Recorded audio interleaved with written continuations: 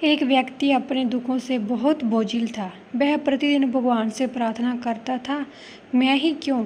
सभी लोग बहुत खुश दिखते हैं, केवल मैं ही इतने दुख में क्यों हूँ? एक दिन बहुत हताश होकर उसने भगवान से प्रार्थना की, आप मुझे किसी और का दुख दे सकते हैं और मैं स्वीकार करने के लिए तैयार हूँ, लेकिन मेरा ले लो, मैं इसे और सहन नहीं कर सकता। उस रात उसने एक सुंदर सपना देखा। उसने उस रात का एक सपना देखा कि भगवान आकाश में प्रकट हुए और उन्होंने सभी से कहा, अपने सभी दुख मंदिर में ले आओ। हर कोई अपने दुख से थक गया था।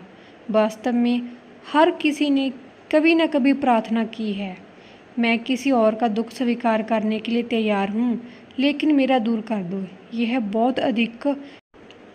इसीलिए सभी ने अपने दुखों को थैले में इकट्ठा किया और वे मंदिर पहुँचे और वे बहुत खुश दिख रहे थे। दिन आ गया, उनकी प्रार्थना सुनी गई और वह व्यक्ति भी मंदिर की ओर दौड़ा। और तब भगवान ने कहा, अपने बैग दीवारों के पास रख दो।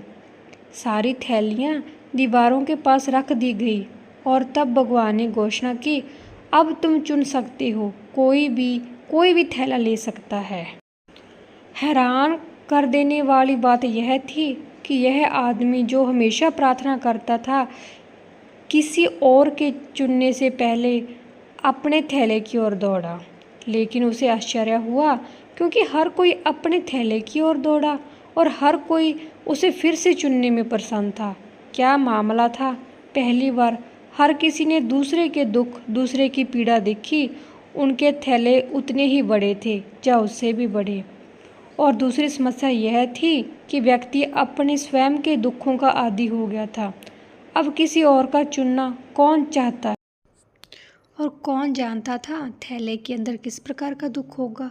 क्यों झंझट करना? कम से कम तुम अपने दुखों से परिचित हो और तुम उनके आदी हो गए हो और वे सहनीय है। इतने वर्षों से तुमने उन्हें सहन किया है, अज्ञात को क्यों चुनना? और हर कोई खुश होकर घर गया। कुछ भी नहीं बदला था।